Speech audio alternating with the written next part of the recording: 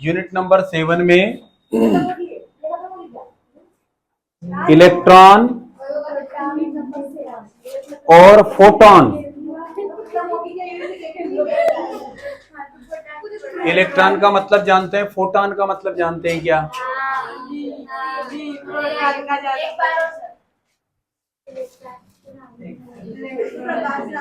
यहाँ पर इसका एक नाम और दे सकते हैं अपन, प्रकाश की द्वितीय प्रकृति।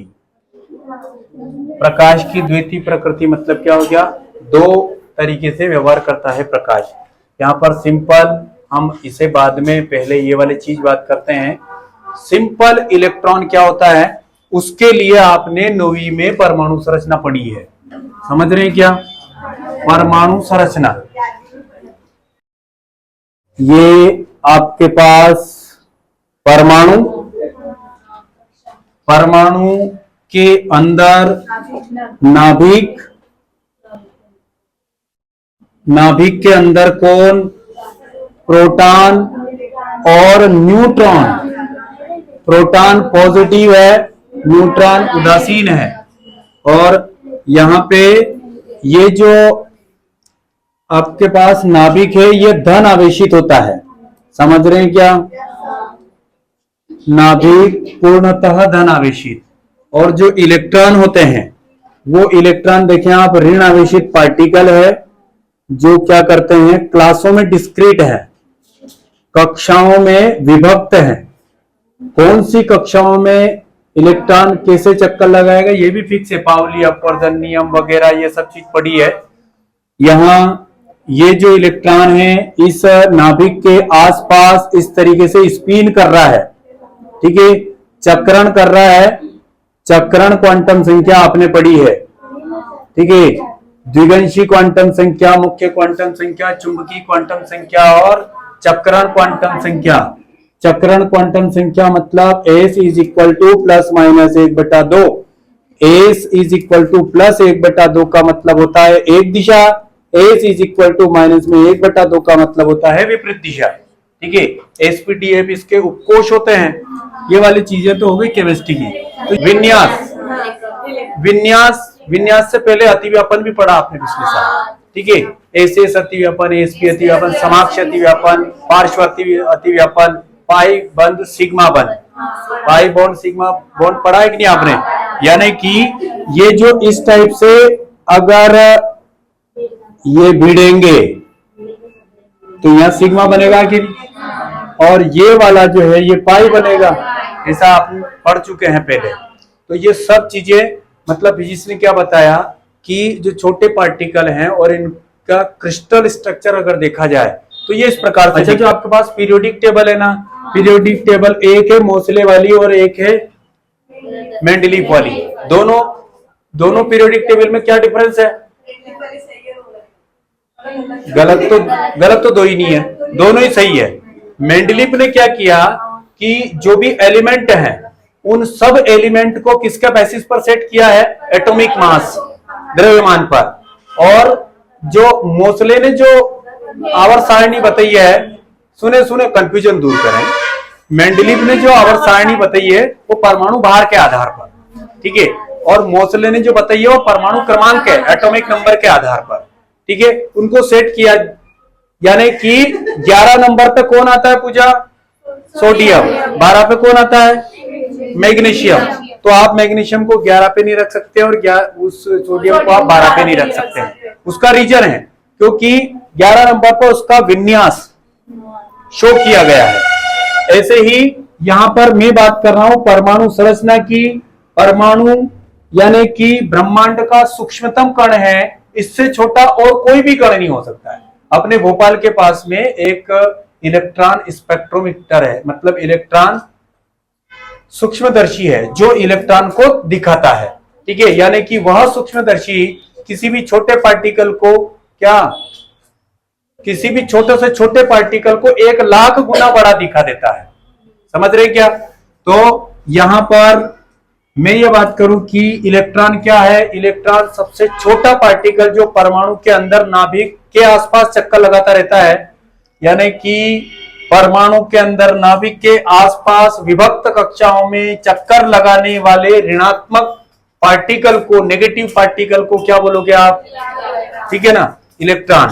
इलेक्ट्रॉन सबसे सूक्ष्मतम कण है। यहाँ आपको 3 पार्टिकल दिख रहे हैं, इलेक्ट्रॉन दिख रहा है, प्रोटॉन दिख रहा है, न्यूट्रॉन। इन सब में से हल्का पार्टिकल कौन है?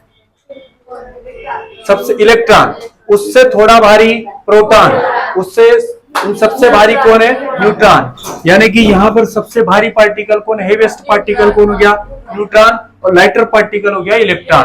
ठीक है, अब यहाँ पर बात आती है काई की इन तीनों पार्टिकल की खोज की। तो यहाँ देखो PEN, पेन, ग, त, क, मुझे किसी ने बताया, मैंने आपको बताया।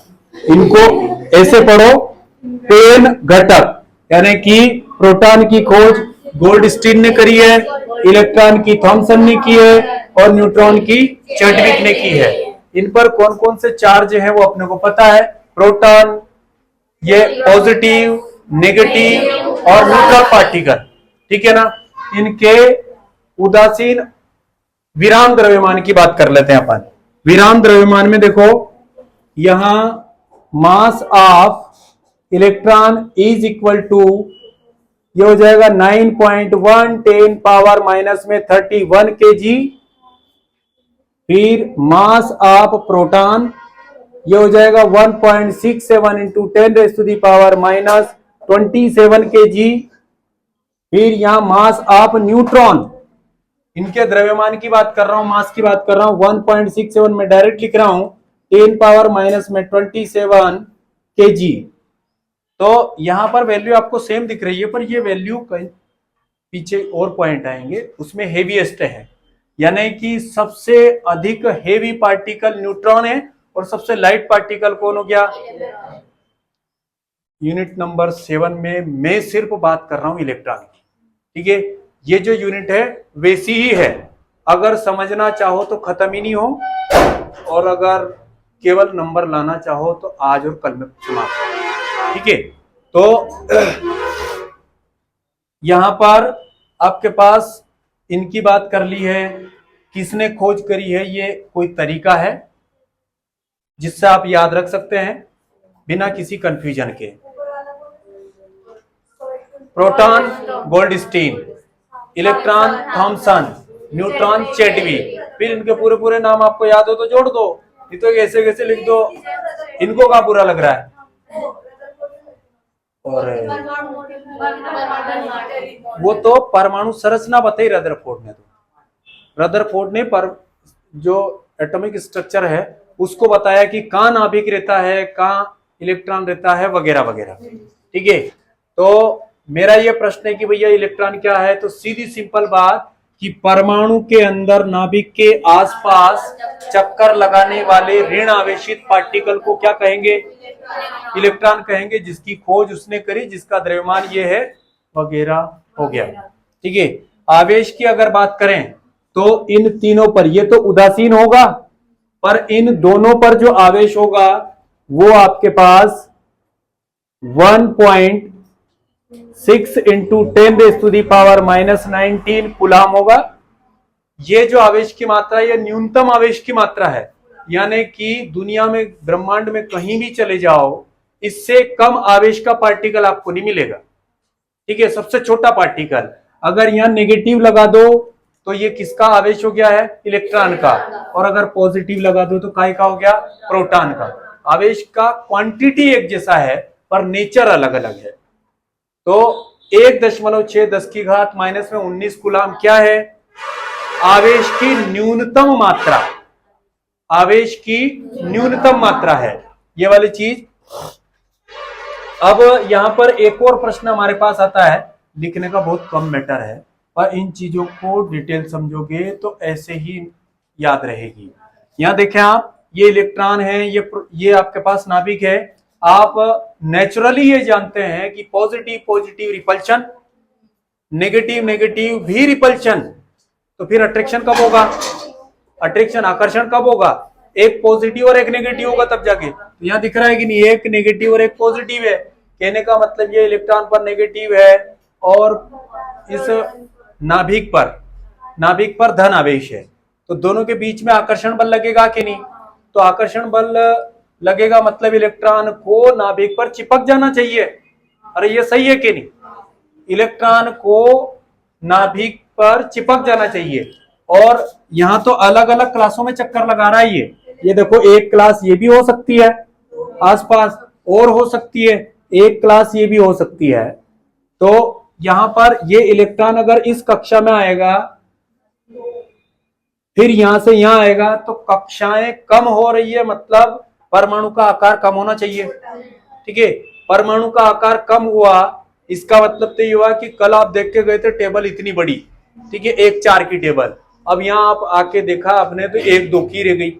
ऐसा होता है क्या? मतलब वस्तुओं के आकार में क्या हो जाएगा? अवांछनीय बदलाव आ जाएगा। ऐसे धीरे धीरे धीरे ब्रह्मांड का आकार क्या होता जाएगा? छोटा होता जाएगा। अगर ऐसा हुआ तो कैसा कि अगर ये इलेक्ट्रॉन इस नाभिक से आकर्षित होकर नाभिक पर अगर चिपक जाए, या फिर ये इलेक्ट्रॉन नाभिक की तरफ आकर्षित हो, तो ऐसे तो सभी वस्तुओं का, यानी कि ये परमाणु है, परमाणु के बाद अणु, अणु के बाद क्या हो जाएगा, मतलब जो आणविक संरचना है, उसके बाद क्या है? पदार्थ है, पदार्थ के बाद वस्तुएं हैं, तो वो वस्तुएं क्या हो जाएगी? धीरे धीरे धीरे छोटी होने लगेगी, यानी कि ब्रह्मांड का आकार धीरे धीरे क्या हो जाएगा? कम हो जाएगा। और धीरे धीरे कम, यानी कि मान लो बाई चांस आप क्या है बाहर पढ़ने गए, 6 महीने बाद लौटे, आपका घर इतना बड़ा था, अब सोचो कैसा लगे। तो ऐसा नहीं होता है, प्रकृति, ये प्रकृति का नियम है। प्रकृति ने क्या बताया, इधर देखे, प्रकृति ने क्या बताया कि यहां पर हर गोलाकार मार्ग में घूमने के लिए, यानी कि वृत्तीय गति करने के लिए प्रत्येक पार्टिकल को क्या चाहिए? आवश्यक अभिकेंद्रीय बल। तो होगा क्या? इन दोनों के बीच में, नाभिक और इलेक्ट्रॉन के बीच में जो आकर्षण बल उत्पन्न होगा, वह आकर्षण बल काय में कन्वर्ट हो जाएगा? अभिकेंद्रीय बल में, जो प्राप्त होगा किसको? इलेक्ट्रॉन को। तो इस इलेक्ट्रॉन पर उपस्थित ऋण आवेश और इस नाभिक पर उपस्थित धन आवेश के बीच में जो आकर्षण बल उत्पन्न होगा, वह परिवर्तित हो जाएगा काय में? अभिकेंद्रीय बल में, जिसे प्राप्त करके यह इलेक्ट्रॉन रिवॉल्व कर रहा है।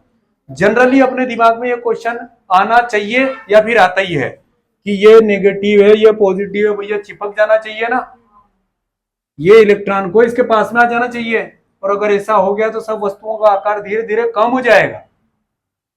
तो ऐसा नहीं होता है, क्योंकि यह आकर्षण बल बदल जाता है अभिकेंद्रीय बल में, जिसे प्राप्त करके इलेक्ट्रॉन, ये यूनिट नंबर 8 में पढ़ेंगे ये वाली चीज अपन, जिसे अपन ये प्राप्त करके क्या करेगा? गोल गोल चक्कर लगाएगा। सिंपल सी बात, इलेक्ट्रॉन के बारे में अपनों ने छोटी सी जानकारी बात